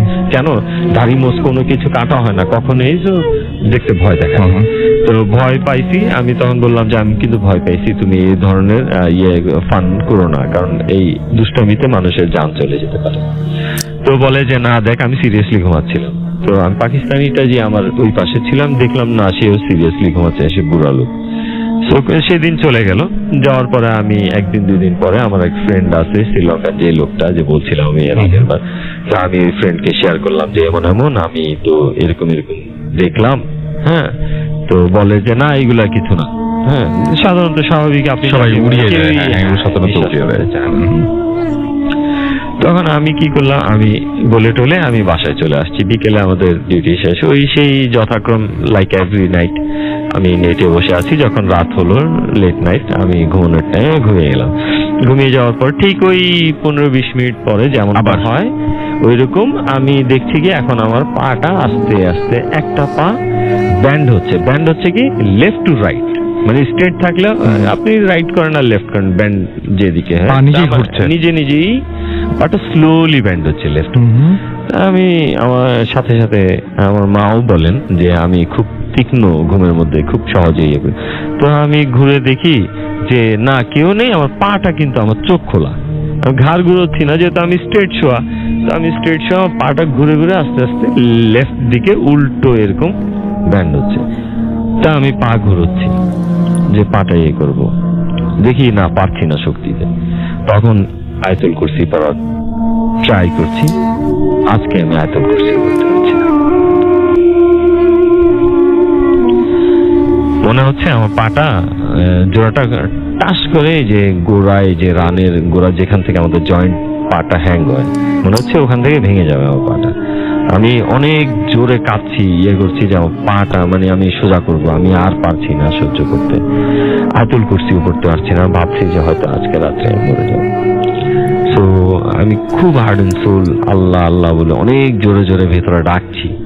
কে শোনে আমাকে? তো কেউ শুনছে না। এনি হাউ আমি আয়াতুল কুরসি পড়লাম, পড়েও লাস্টের আয়াতটা আমি পড়তে পারছি না, মানে আজিম বললেই আমার কাজটা হয়ে যাবে। তখন আমি কোন রকম অনেক কষ্টে আমি আয়াতুল কুরসিটা পড়ে আমি মনে করেন যে ভাবছিলাম তাকে যে মানে লাভ দিয়ে ধরবো, কে আমাকে এরকম করে ইয়ে করে, মানে এই উদ্দেশ্যে আমি কিন্তু মানে সাডেনলি মুভ করতে চাচ্ছিলাম। তখন দেখলাম যে আমার পাটা ব্যান্ড হয়ে যাচ্ছে। তো আমি আয়াতুল কুরসি পড়ে আমি পাটা সোজা করে নিচে পাটা রেখে পানি খেলাম। পানি খেয়ে আমি ওই আমার যে ইন্ডিয়ান যাকে আমি ফার্স্ট নাইটে ডাক দিয়েছিলাম যে আপনি আমাকে ভয় দেখাইছেন, তখন ওনাকে ডাক দেওয়ার পরে উনি বললো কি হয়েছে, আমি বললাম এই ঘটনা। ও না, এর মধ্যে আমি একটা জিনিস ভুলে গেছি। আমি ওই আমার যে ফ্রেন্ডটাকে বলেছিলাম, তো ওই ফ্রেন্ডকে বলেছিলাম তারপরের দিন রাত্রে ফার্স্ট যে ওই আমার পাটা একটু একটু ব্যান্ড হচ্ছে, আর দেখছি ওই শ্যাডোটা আমার মুখের দিয়ে, মানে ওই তার আগের দিন ছিল পায়ের দিকে, মানে গিরের এইখানে দাঁড়ানো ছিল, আর আজকে দেখছি আমার প্রায় বুক না অলমোস্ট আমার মানে বুক অ্যান্ড ফেসের মাঝামাঝি, মানে খুব কাছে আমার, আর কাছে চলে এসেছে, একদম কাছে তাকিয়ে আছে। ফার্স্টে তাকিয়ে আছে আর আমার পাটা আস্তে আস্তে ব্যান্ড হচ্ছে। ফার্স্টে তাকিয়ে আছে আর পাটা আস্তে আস্তে ব্যান্ড হচ্ছে। তখন যখনই আমি ওই যে আয়াতুল কুরসি পড়া ইয়ে করছি আর তাকে মানে খুব ভালো করে চিনার চেষ্টা করছি আর কি, তখন সে কি করলো, হুট করে মনে হয় ন্যানো সেকেন্ড, সবাই বোঝে কিনা জানি না, ভেরি ন্যানো সেকেন্ড বললেও খুব লেট হয়ে যাবে, সে আমার মুখের দিকে মুখটা কাছে এনে অনেক জোরে হ্যাঁ আমাকে বাংলায় বলতেছে যে মানে তোরে একদম ঢাকার ভাষায় যে এই তোরে না বলছি তুই কারোর সাথে শেয়ার করবি না, কেন শেয়ার করলি? হ্যাঁ এই তখন আমি অনেক জোরে চিৎকার দিছি আর আয়াতুল কুরসি তখন আর কি এরকম হচ্ছে, তখন পা সোজা হলো, পানি টানি খেলাম। তো সেকেন্ড ডে এন্ড এইভাবে চলতে লাগলো। এরপরে আমি যেই ফ্রেন্ডটাকে বলেছিলাম 3 দিন পরে সেই ফ্রেন্ড আমার বাসায় আমার রুমে আসছে, সে থাকতো উপরে আমি নিচে, সে এসে আমাকে বলতেছে এই আসিফ, আমাকে ডাকছে, আমাকে ওঠা বলে তুই আমার সাথে দুষ্টামি করছ কেন, কি হয়েছে না হয়েছে তোর সাথে, তুই আমাকে কেন ইয়ে করছিস? আমি কি করলাম? বলে তুই আমার মাত্র ডাক দিয়ে বললি নিচে আয়, এখন তুই বলেছিস তুই কিছু জানাস না। আমি বললাম ভাই আল্লাহর কসম আমি ঘুমাচ্ছিলাম, তোর সাথে কোনো ফান করিনি।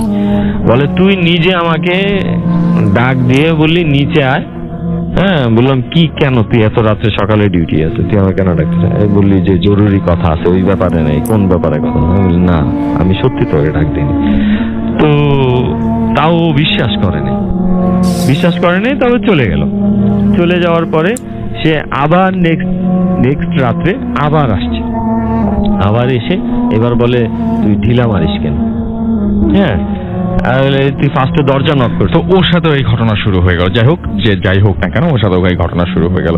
তখন আপনি মানে এই জায়গা থেকে বেরিয়ে আসলেন কিভাবে? হ্যাঁ একদিন আমি দুপুরবেলা, আমি সেই দিন অফিসে যাইনি, না লাঞ্চ আওয়ারে আমি বাসায় এসেছি লাঞ্চ করতে। বাসায় এসে পরে দেখি আজান হচ্ছে, নামাজ শেষ, বাসায় আসতে আসতে। তো আমি গাড়ি পার্ক করতে করতেই একজন অনেক বুড়ো লোক, পাশে কাতারির বাসা, মানে আশেপাশে সব হচ্ছে কাতারিদের বাসা, ওই মাঝখানে একটা বাসা ভাড়া নিয়ে কোম্পানি আমাদেরকে ওই ডুপ্লেক্স রাখে। তো আমি ওই বুড়া লোকটাকে মানে মনে করলাম যে এই লোকটাকে আমি জিজ্ঞেস করি, আমার এই বাসায় আবার ওই পাকিস্তানি সে কথাটা বললো, আবার এমন ঘটনা হলো, মানে সবকিছুর সাথে লিঙ্ক আপ আছে। হ্যাঁ ওই যে পাকিস্তানি ফার্স্ট নাইট আমাকে বলছে হ্যাঁ লিঙ্ক আপ হচ্ছে। তো আমি এই বৃদ্ধ লোকটা, যেহেতু উনি বৃদ্ধ, তো অফকোর্স উনি এখানে বৃদ্ধ হয়েছে, তো ওনাকে জিজ্ঞেস করলে হয়তো বা কোনো ক্লু পাওয়া যেতে পারে। তো আমি ওনাকে ডাক দিলাম, আমি বললাম যে আঙ্কেল একটা কথা জিজ্ঞেস করবো, যেহেতু আরবিতে বলেছি সেখানে এখন আমি বাংলায় বলি, যে আঙ্কেল আমি তো এরকম এই বাসায় থাকি, আপনি কি এই বাসায় কি আপনার ইয়াং থেকে আপনি অনেক বছর ধরে এখানে আছেন? বলে কেন? আমি বলি না, যদি আপনি যে রিসেন্টলি হন তাহলে জিজ্ঞেস করবো না, যদি অনেক বছর থাকেন তাহলে জিজ্ঞেস করবো, হয়তো আপনি কিছু জানতে পারেন। বলে কি ব্যাপার? আমি বলি আমি এই বাসায় থাকি, আমি নতুন আসছি আজকে এতদিন, আমি এমন দেখি। বলে তোমার রুম মুরব্বী আমাকে জিজ্ঞেস করলেন যে তোমার রুম কোনটা। আমি বললাম যে এই রুমটা দেখালাম, যে কারণ ফার্স্ট রুমটাই আমার। আচ্ছা, ফার্স্ট রুমটাই আমার। তো রুমটা দেখানোর পরে আমাকে বলে তুমি কতদিন ধরে এমনি কোনো সমস্যা? আমি বলি না সমস্যা না, আমাকে ভয় দেখায়, এরকম একদিন পা ব্যাকা করে দিছে। তো বলে আবার কাউকে বলতে না, বলছি দেখেই সেদিন আমার পা ব্যাকা করে দিছে। বলে যে এইখানে একটা মেয়েকে রেপ করা হয় ওই জায়গাটায়, রেপ করে ওই মুরব্বী যেভাবে আমাকে বললেন যে ডেড বডিটা যেখানে পোতা ছিল ঠিক তার উপরে আমার বেডটা ছিল। আচ্ছা, এইটা হচ্ছে মেইন কারণ ছিল। এবং আপনি, আমার কাছে সবচেয়ে বেশি ইন্টারেস্টিং লেগেছে, আপনি তো জানতে পারেন এরপরে আপনি কি সেখান থেকে বের হয়ে চলে আসেন, মানে আপনি থাকেন সামহাউ আমার জবটা চলে যায়। আচ্ছা, ওই যখন আমি যেতে লাগি তখন আমাকে পাকিস্তানি বলে, লাস্ট বিদায়ের সময় বুকে যখন বুক মিলে তখন পাকিস্তানি আমাকে বলে, আবারও বললো সে একবার যে কেন যেন এই বেডের লোকগুলো থাকে না।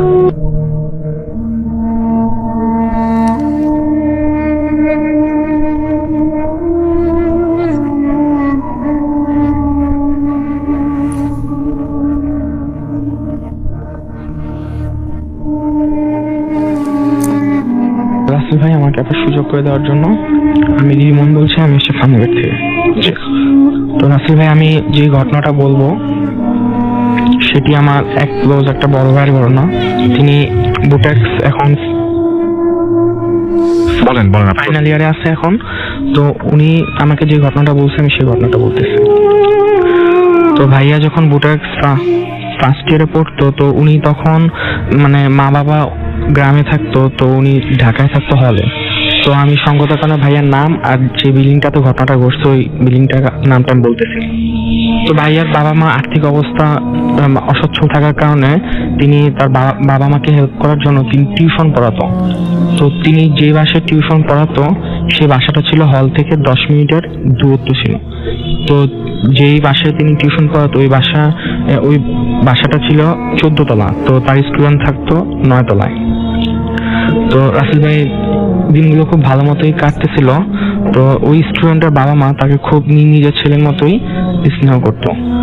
তো সামনে রোজার ঈদ চলে আসে, আমার ওই ভাইয়া মানে ঈদের ছুটি কাটানোর জন্য গ্রামের বাড়ি চলে যায়।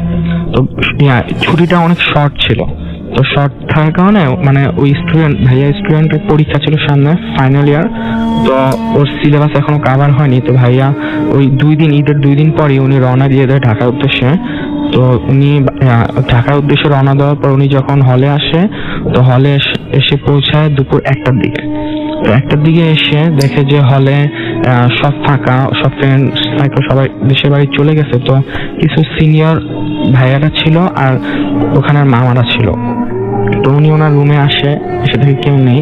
তো উনি আগে ফ্রেশ হয়ে দেন খাওয়া দাওয়া করে ওনার ওই স্টুডেন্টকে ফোন দেয় যে আমি সন্ধ্যার সময় আসবো পড়াতে। তো এই কথা বলে উনি একটু ঘুম চলে আসে, অনেক ক্লান্ত ছিল। তো উনি ঘুমোতে চলে যায়। তো ভাইয়ার যখন ঘুম ভাঙে, তো ঘুম ভাঙার পর উনি দেখে প্রায় সন্ধ্যা হবে এই অবস্থা। তো উনি ফ্রেশ হয়ে ওই স্টুডেন্টকে পড়ানোর উদ্দেশ্যে বাসা থেকে বের হয়। তো বাসা থেকে যখন বের হয়, তো উনি দেখলো যে ওই সময়টা মানে মাগরিবে আজান দিয়ে দেয়। তো মাগরিবে আজান দেওয়ার পরে রাস্তায় কিছু ছেলেরা থাকে যারা ক্রিকেট খেলছিল, তো ওরা বাসার উদ্দেশ্যে রওনা দেয়। তো ভাইয়া ওর স্টুডেন্টকে পড়ানোর জন্য উনি রওনা দিয়েছিল। তো যখন উনি রওনা হাঁটতেছিল, তো দেখলো যে পিছন থেকে ওনাকে কে যেন হঠাৎ করে ডাক দিল ওনার নাম ধরে। তো উনি পিছনে তাকিয়ে দেখে যে কেউ নেই। তো ওনার কাছে জিনিসটা একটু অদ্ভুত লাগলো। তো উনি এটা মনের ভুল ভেবে উনি আবার রওনা দিল। তো রওনা দিয়ে উনি যখন ওই বাসার সামনে আসলো, ঠিক তখনই ভাইয়া ইলেকট্রিসিটি চলে যায়। তো জায়গাটা একটু অন্ধকার। তো উনি করে কি ওনাদের গেটটা ছিল লক করা। তো উনি করে কি চাবিটা আনতে ভুলে যায়। তো বিল্ডিং এ মানে যে ঢুকবে ওই চাবিটা উনি ভুলে টেবিলে ফেলে চলে আসে।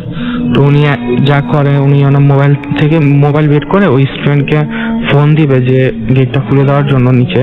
তো ফোনটা যাচ্ছিল না নেটওয়ার্ক প্রবলেমের জন্য সামহাউ। তো এমন সময় উনি দেখলো যে ঘুটঘুটে অন্ধকার, তো কেউ না থাকে, উনি অনেক মানে ডাকাডাকি করে স্টুডেন্টকে, বা কেউ যদি খুলে দেয় তো কেউ খুলে না। তো উনি মনে করে যে সবাই ঈদের ছুটিতে গ্রামে হয়তো ঈদ করতে গেছে, তাই হয়তো কেউ নেই।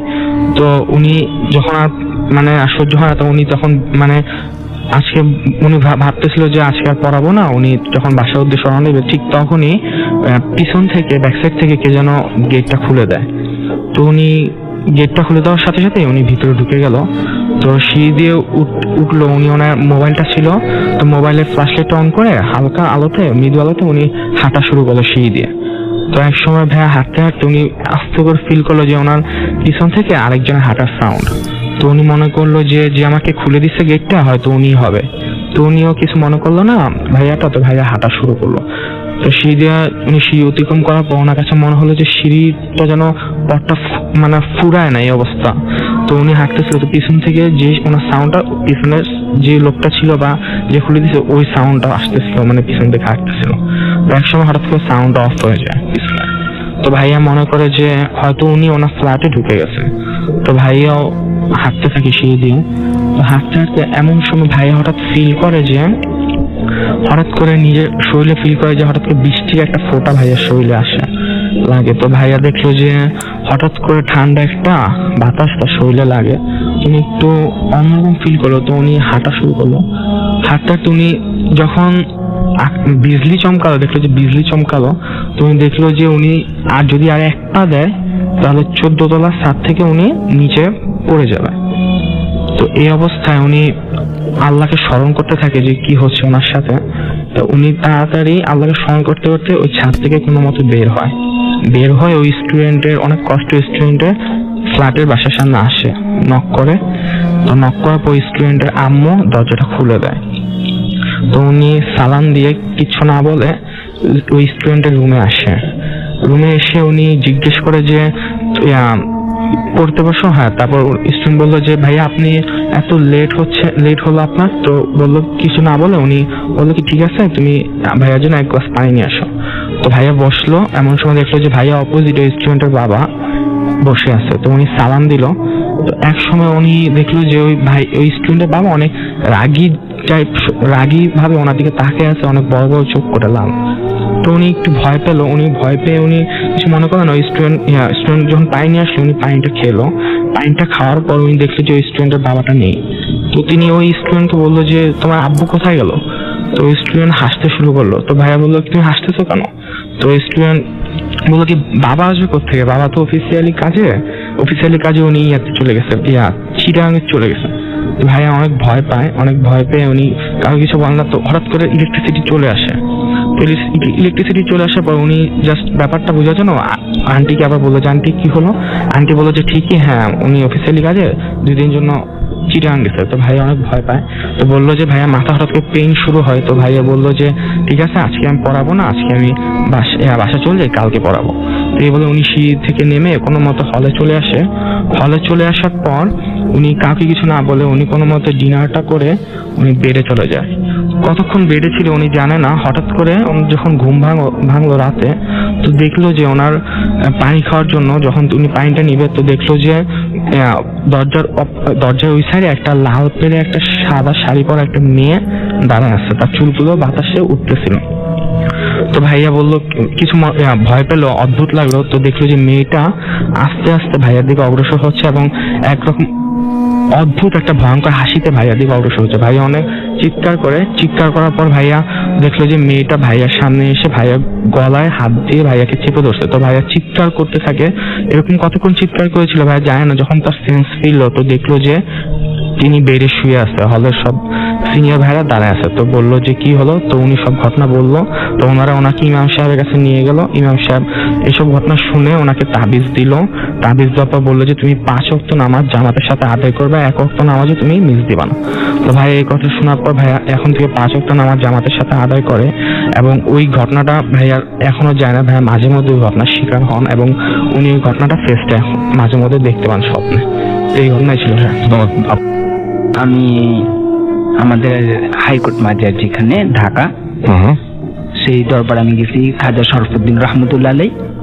ওনার দরবারে যখন আমি দাঁড়িয়ে মোনাজাত করতেছিলাম, তো সেই ক্ষেত্রে আমি আবার হাতে আতর ছিল, আতরটা আমি দরবারে যখন পালিশ করতেছি, তো সেই মুহূর্তে একজন পাগল আসলো।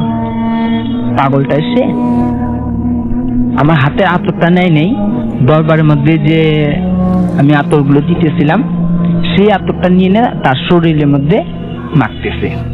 তা আমি তাকে সাধছি যে তুমি এখান থেকে নাও কেন, তুমি আমার হাত থেকে এই আতরটা নাও।